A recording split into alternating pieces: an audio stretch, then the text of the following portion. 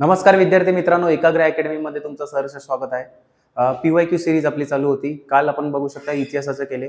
Already राज्यसेवा पूर्व परीक्षा पण पार पडलेली आहे. परीक्षेचं जर लेवल बघणार तर भरपूर लोक जे कंबाईनवाले आहेत फक्त प्रॅक्टिससाठी राज्यसेवा द्यायचं, ज्यांनी ते एक्झाम दिली आहे ते भरपूर डिमोटिवेट झाले आहेत. पण लक्षात ठेवा की असा पेपर राज्यसेवेलाच येतो, कंबाईनला असा येणार नाही. आणि जर चुकून आला कंबाईनला असा पेपर तर कट ऑफ पण भरपूर खाली येतो, लक्षात ठेवा. कारण कंबाईनची जागा, राज्यसेवेची जागा आणि ऍप्लिकेशन हे सर्व राज्यसेवेमध्ये 2 तास असतात पेपर सोडवायला, कंबाईनमध्ये 1च तास असतो. गणित पण त्यात इन्क्लूड असतो. म्हणून मेरिट बघू शकता भरपूर डिपेंडेंट आहे मेरिट की कोण किती अटेम्प्ट कसं करते आणि किती ॲक्युरेसीने करते. म्हणून आपल्याला आता इथून पुढे कसं करायचं आहे की जो ट्रेडिशनल पॅटर्न आहे ते तर आपण करायचंच आहे की जे PYQ असतील, टेस्ट सिरीज असेल, करंट अफेअर्सची सिरीज असेल ते. पण चुकून जर आयोगाने हा जसा राज्यसेवेला विचारला तसाच जर पॅटर्न आला तर त्याच्यासाठी आपण बघू शकता मेन्सचे पण थोडेफार PYQ करायचे. नेक्स्ट आठवड्यापासून जो मेन्सचा आपण सेट सुरू करू एकदम 2020 ते 2024चा, जे कंबाईन मेन्सला जे आलेले आहेत विषय त्याच्या आपण ॲनालिसिस करू. आणि आता बघू शकता आज आपण भूगोल घ्यायचे. यस, त्या पहिले एक बघू शकता जे राज्यसेवा करत आहेत पुढच्या वर्षीची तयारी. 31 मेला आपल्याला माहित असेल की 31 मे 2026ला राज्यसेवा पूर्व परीक्षा होणार आहे. त्यासाठी एकाग्र अकॅडमी यशस्वी MPSC राज्यसेवा परीक्षा 2026 साठी यशस्वी बॅच लॉन्च करत आहेत. पूर्व, मुख्य आणि मुलाखत तिन्ही पण तयारी करण्यात येईल. Subject wise and full length test असेल. प्रत्येक रविवारी टेस्ट होतात, ऑनलाईन असेल ऑफलाईन असेल दोन्ही येतात. मराठी माध्यममधून सगळे नोट्स भेटतील. बॅच इंग्लिश आणि मराठी दोन्हीमध्ये अवेलेबल आहे, लक्षात ठेवा. ऑनलाईन ऑफलाईन दोन्ही मोडवर आहे. ऑफलाईन जर तुम्हाला घ्यायचं असेल तर तुम्ही मुंबईमध्ये दादर वेस्ट आणि बोरिवली वेस्ट इथं ब्रांच आहे, डायरेक्ट संपर्क साधू शकता. पुढच्या आठवड्यापासून म्हणजे 17 नोव्हेंबरपासून 21 नोव्हेंबरपर्यंत डेमो लेक्चर्स फ्री आहेत. तुम्ही पहिले यायचं आहे, डेमो लेक्चर्स बघायचं आहे. तुम्हाला जर पटत असेल की घ्यायचं त्याच्यानंतरच ऍडमिशन घ्यायचं आहे. लक्षात ठेवा की भरपूर ट्रान्सपरन्सी आणि अकाउंटेबिलिटीने ही बॅच चालणार आहे. मॉर्निंग आणि इव्हिनिंग दोन्ही बॅचेस अवेलेबल आहे आणि सोमवार ते शनिवार आणि प्रत्येक संडेला टेस्ट.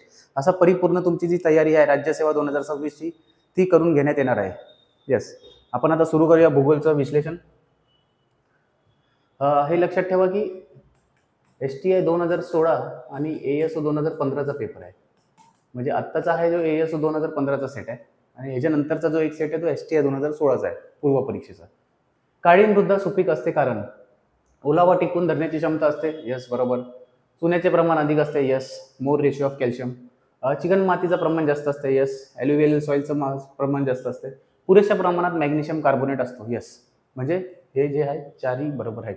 आता जो हा सेट आहे ASO 2015 यात कसं झालेलं, थोडं पॉलिटी सोपं आलं, भूगोल थोडं अवघड आलं. कारण भूगोलमध्ये सगळे ऑलमोस्ट मल्टीलायनर झालेत प्रश्न. 15 पैकी म्हणजे 10 प्रश्न तर मल्टीलायनर्सच दिसतात आपल्याला. बघूया एक एक करून. आणि हाच पॅटर्न मग राज्यसेवेने 2022, 23 आणि 24 मध्ये फॉलो केला राज्यसेवेने भूगोलच्या विषयात. पण 2025ला तोच पॅटर्न उलटून टाकला आणि कंबाईन सारखा पेपर विचारून टाकला. म्हणजे भूगोल टेक्निकली मॉडरेटच होता, म्हणजे सोपा नव्हता. म्हणजे ज्यांचा फॅक्च्युअल आणि थोडाफार मेन्सचं PYQ केलं असेल त्यांना थोडा राज्यसेवेचा भूगोल इझी गेला. चला, तांबड्या मृदे संदर्भातील विधाने पहा. ह्युमसचे प्रमाण जास्त असते, सेंद्रिय द्रव्याचे प्रमाण कमी असते. ॲल्युमिनियम ऑक्साईडमुळे तांबडा रंग येतो. तर ॲल्युमिनियम ऑक्साईडमुळे आयर्नमुळे येतो. तर तर आपल्याला माहिती आहे क बरोबर नाहीये. क बरोबर नाहीये. यस, क बरोबर आहे लिहिलंय, हे कट करायचं आहे. यस, सेंद्रिय द्रव्याचे प्रमाण कमी असते. लक्षात ठेवा की सेंद्रिय द्रव्याचे प्रमाण कमी असते, हे बरोबर आहे. म्हणजे ब बरोबर येणार. ब बरोबर नाही म्हणजे हा ऑप्शन गेला. आता ऑप्शन ह्युमसचे प्रमाण जास्त असते. लक्षात ठेवा की तांबड्या मृदेमध्ये ह्युमसचे प्रमाण कमी असते. म्हणजे आणि क रॉंग आहेत. यस, ऑप्शन क्रमांक 4 विल बी द आन्सर. हे बघू शकता भरपूर म्हणजे टेक्निकॅलिटीज इथं लागत होती की असल्या सर्व प्रश्नांना. चला, हा डायरेक्ट फुलटॉस प्रश्न दिला. भारताची दक्षिण उत्तर लांबी किती आहे? It is 3214 kilometre.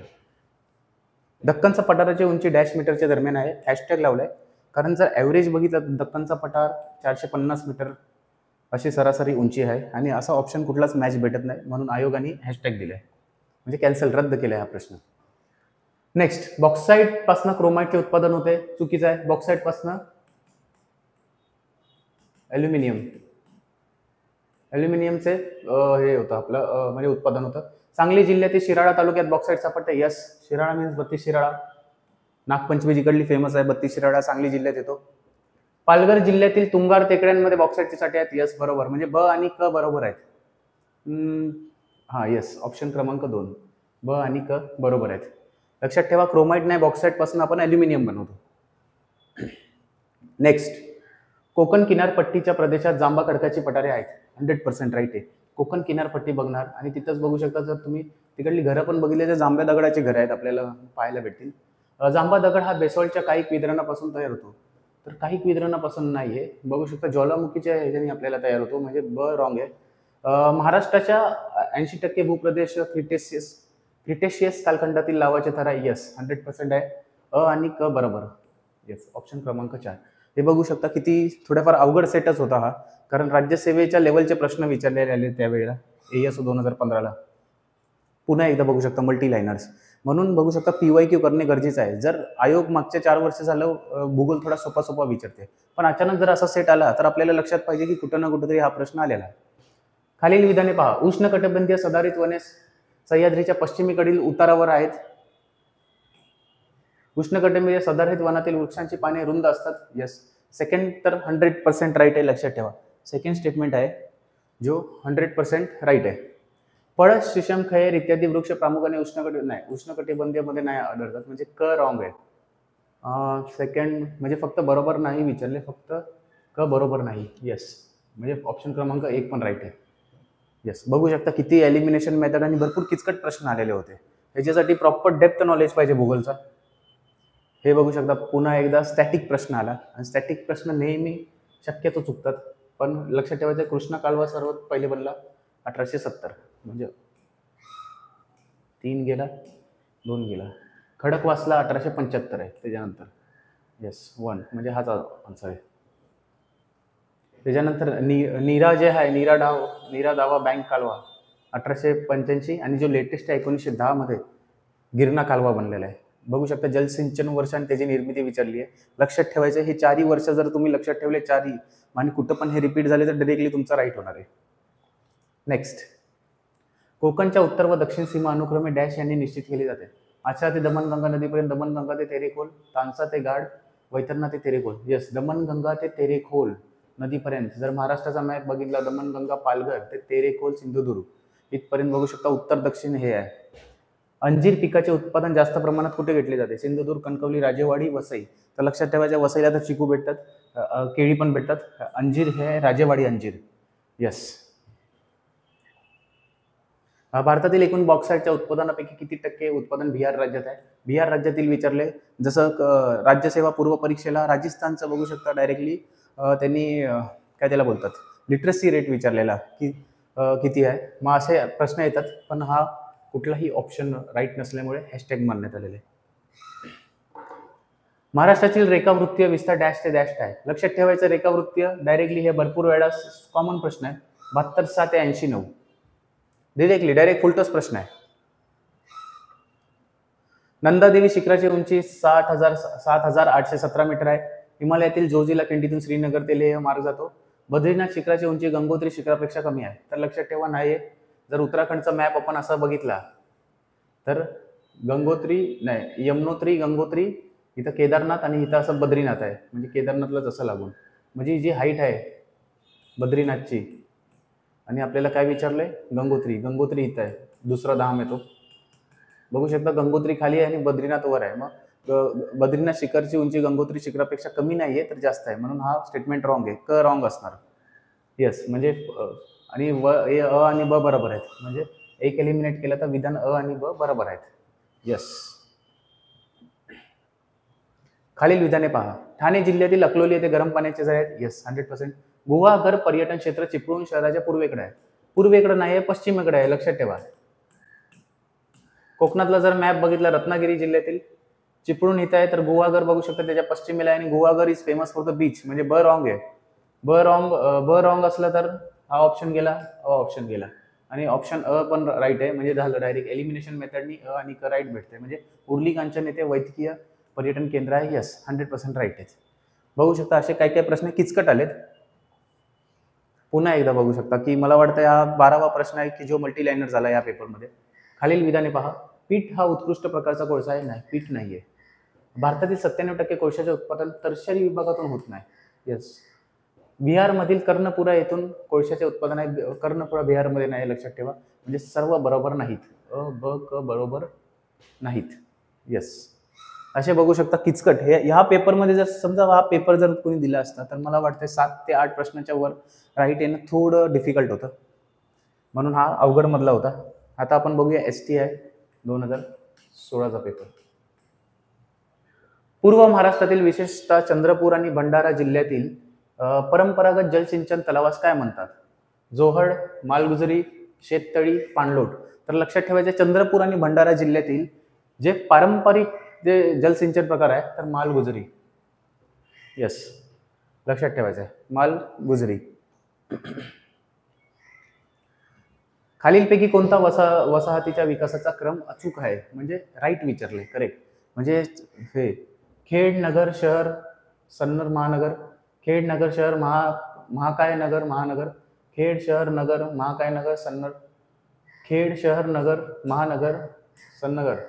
लक्षात ठेवा सर्वात पहिले खेडे येतात, खेड नाही खेडे आहेत सॉरी. त्याच्यानंतर खेड्यातलं मग रूपांतरित कसं होतं, थोडंफार शहरांमध्ये होतं आणि शहरांचं मग रूपांतरित नगरमध्ये होतं आणि नगर जे असतं शहर जे मोठे शहर असतात ते अजून महानगर बनतं आणि महानगर 2-3 महानगर असल्यावर जे MMRDA रिजन, DMRC रिजन म्हणजे Delhi metropolitan region, MMRDA region झालं. म्हणजे बरेच सारे महानगर मिळून एक क्षेत्र बोलतो त्याला झालं सन्नगर. म्हणजे ऑप्शन क्रमांक 4 will be the right answer. चला हा पण सोपा प्रश्न आहे. रेल्वे विभाग आणि मुख्यालय पश्चिम विभाग डिरेक्टली मुंबई आहे, चर्चगेट मुंबई. अचा 4 एकाच ऑप्शन मध्ये आहे. संपला विषय. तरी बाकीचे बघून घेऊया. पूर्व मध्य विभाग हाजीपूर उत्तर प्रदेशमध्ये आहे. पूर्व किनारी विभाग भुवनेश्वर आणि उत्तर मध्य विभाग बघू शकता अलाहाबाद म्हणजे आताचा प्रयागराज जिल्हा. येस, डायरेक्टली सोपं आलेलं. भारतातील कोणते राज्य सन 2015 मध्ये सेंद्रिय राज्य म्हणून घोषित करण्यात आले? हा करंट अफेअर्स मधला तेव्हाचा प्रश्न होता, डिरेक्टली गुगलच्या साईटमध्ये विचारला आला. सॉरी, अरुणाचल प्रदेश, ओडिसा, तामिळनाडू, सिक्कीम. तर याचं योग्य उत्तर आहे सिक्कीम. येस. चला नेक्स्ट प्रश्नावर जाऊया. एक मिनिट, डिफेन्सचा प्रश्न आलेला आहे जो गुगलच्या साईटमध्ये विचारला.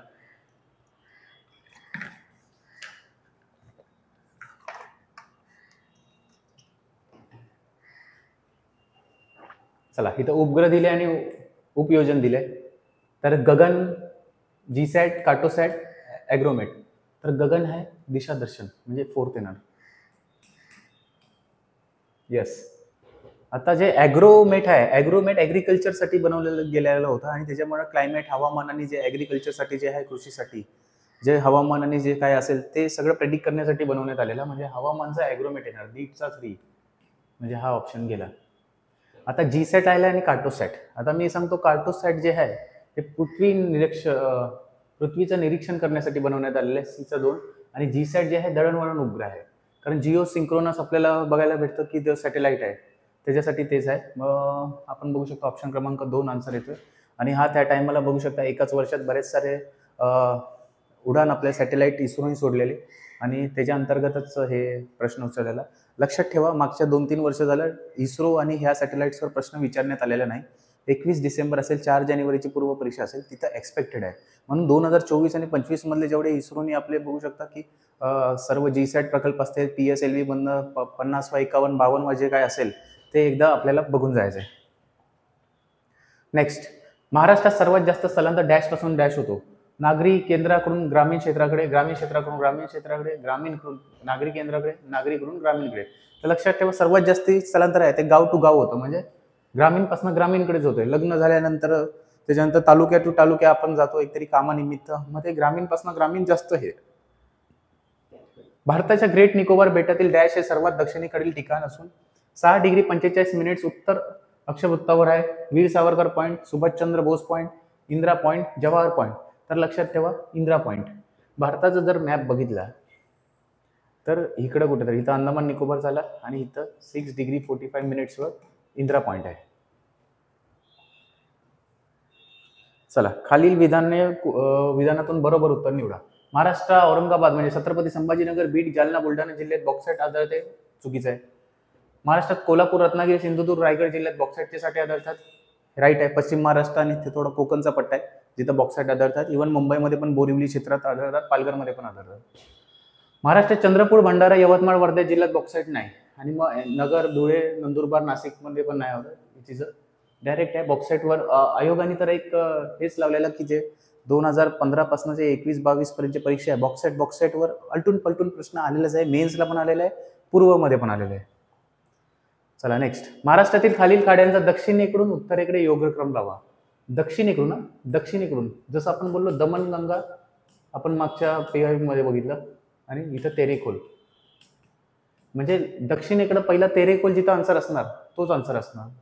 दक्षिणेकडून उत्तरेकडे असं जायचं आहे. म्हणजे इथं तेरेखोल फर्स्ट आहे, दाभोळ, विजयदुर्ग, राजापुरी. तर लक्षात ठेवायचं आहे. काय झालं लास्ट जे कुठला आहे, डिरेक्टली ह्याच्यातनंच आपण बघू शकतो. मागचा जो PYP केला दमणगंगा टू तेरेखोलवाला आन्सर आलेला. दक्षिणेकडे टोक तर तेरेखोलच आहे, एकच ऑप्शनमध्ये तेरेखोल आहे. यस, तेरेखोल, विजयदुर्ग, दाभोळ, राजापुरी. झालं, संपला. बघू शकता PYQ का इम्पॉर्टंट आहे. 2015च्या ASOच्या PYQ मध्ये हा प्रश्न होता. म्हणजे वेगळ्या ह्याच्यातनं विचारला गेलेल्या अँगलनी, बट सेम प्रकारचा एक प्रश्न होता. चला, महाराष्ट्रात नागचंपा, पांढर सिदर, फणस, कावसी इत्यादी वृक्ष खालीलपैकी कोणत्या प्रकारच्या अरण्यात आहोत. मागचं जे आपण आजच बघितलं, जे मल्टीलायनर्समध्ये हा प्रश्न देखील एक होता. मग आपल्याला बघायचं आहे उष्णकटिबंधीय सदाहरित, उष्णकटिबंधीय निम सदाहरित, उपोष्णकटिबंधीय सदाहरित, उष्णकटिबंधीय आर्द्र पानझडी. तर लक्षात ठेवायचं आहे नागचंपा, सिदर, फणस आणि हे सगळं भरपूर पाऊस प्रमाण लागतं उष्णकटिबंधीय सदाहरित वनांमध्येच हे बघू शकता वृक्ष आढळतात.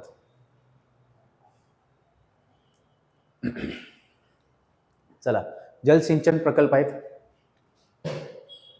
जलसिंचन, प्रमुख जलसिंचन प्रकल्प आणि योजना. देवघर, पुणेगाव, मांजरा, नळगंगा. नाशिक, बुलढाणा, पुणे, उस्मानाबाद म्हणजे धाराशिव. पुणेगाव हे पुणेमध्ये नसून नाशिकमध्ये आहे, लक्षात ठेवा. बीचा 1 आणि बीचा 1 एकच ऑप्शनमध्ये संपला. लोकांनी पुणेगाव करून पुणे मारलेलं त्या टायमाला, पण ते चुकीचा लॉजिक होता. Punegaon it is in Nashik. चला, देवघर मग कुठे आहे, Devghar it is in Pune.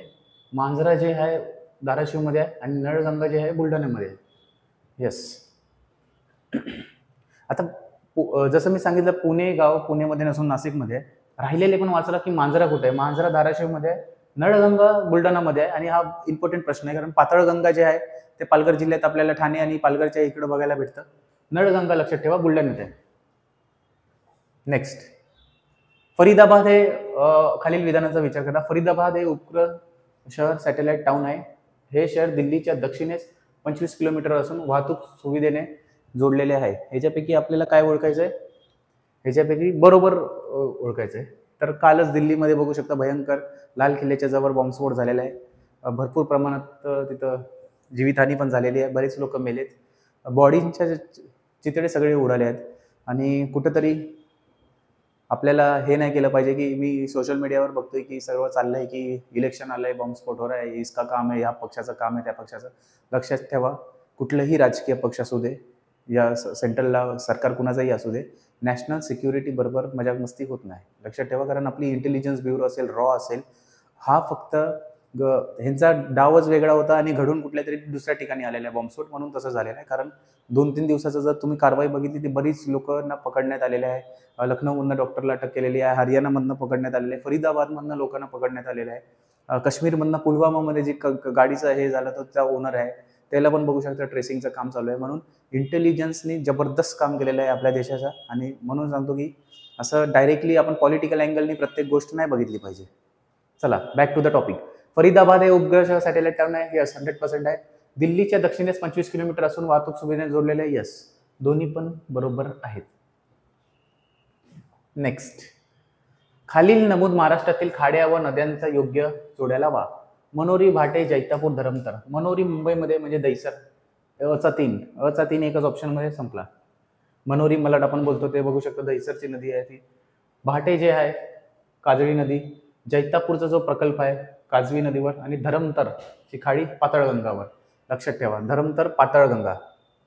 फक्त काजवी काजळीमध्ये तुम्हाला हे होऊ शकतं. तर भाटे लक्षात ठेवा काजळी आणि जैतापूर काजवी. पुन्हा एकदा बघू शकता नदी आणि उपनदी आली. तापी, मांजरा, प्रवरा, भीमा, तावरजा, घोड, मुळा, अनेर. आता अनेर डॅम आपल्याला माहित असेल. अनेर डॅम कुठे आहे? अनेर डॅम जे आहे ते धुळ्याला आहे. म्हणजे धुळ्याला मग कुठली नदी असणार? धुळ्यावरनं कुठली जाते? तापी जाती. म्हणजे अचा 4. चला, एक ऑप्शन तरी एलिमिनेट झाला. मांजरा ह्याच पेपरमध्ये आला. मांजरा जे आपण जे बघितलं की आता जे मांजराचं हे आहे उपनदी तावरजा आहे. प्रवराचा मुळा सॉरी, प्रवराचा मुळा असेल की यस, त्या बाजूचा प्रवराचा मुळाच आहे आणि भीमाचं जे आहे ते घोड आहे.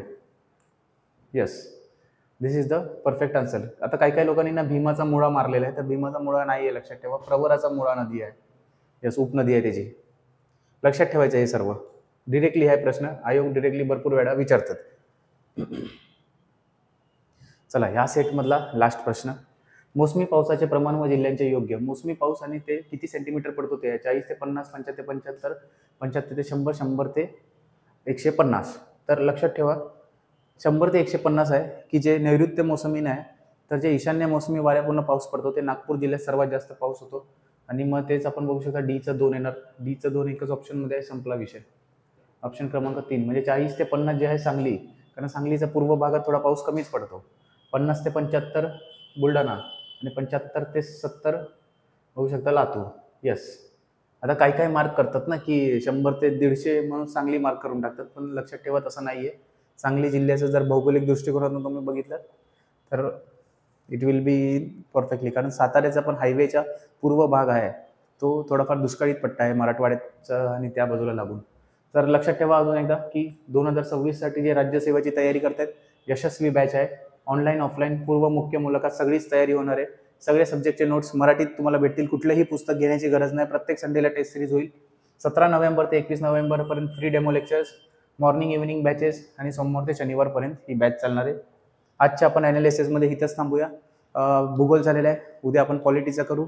मग आपण गुरुवारी बघू शकता की इकॉनॉमिक्सचा करू आणि मग शुक्रवारी जनरल सायन्स, आणि हे पण आपण संपवून टाकू. मग ह्याच्या अंतर्गत आपल्याला बघू शकता 9, 2, 11 आणि आजचे 2 म्हणजे 14 PYQ म्हणजे 14 प्रिव्हियस इयर क्वेश्चन पेपर्स ह्या शुक्रवारपर्यंत संपून जातील.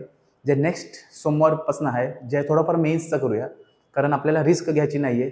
पूर्णच तयारीने आपल्याला जाऊया आपण परीक्षेला. जे हे सिरीज बघतायत त्यांनी पूर्ण सुरुवातपासून जर बघितली नसेल तर सुरुवातपासून बघा. फास्ट फॉरवर्डमध्ये तुम्ही ही सिरीज डायरेक्टली बघू शकता, कारण बरेच क्वेश्चन पेपर आपल्याला ऑनलाईन भेटत नाहीत आणि ऑनलाईन भेटलं तर आन्सर की आपल्याला भेटत नाहीत. मग हा भरपूर सारा म्हणजे प्रॉब्लेम झालेला आहे. PYQ बुक घेणार तर आता समजा कुठला तरी एक टॉपिक आहे, तर एक टॉपिकवर सगळेच प्रश्न दिलेले आहेत, पण आपल्याला लक्षात ठेवायचं की एक सब्जेक्ट वाईज जर पेपर आला तर सगळे एकत्र येत नाहीत, सर्व वेगवेगळ्या टॉपिक्समधनं प्रश्न येतात. म्हणून असं PYQ सॉल्व्ह करणं पण गरजेचं आहे. आज इथंच थांबूया. जय हिंद, जय महाराष्ट्र.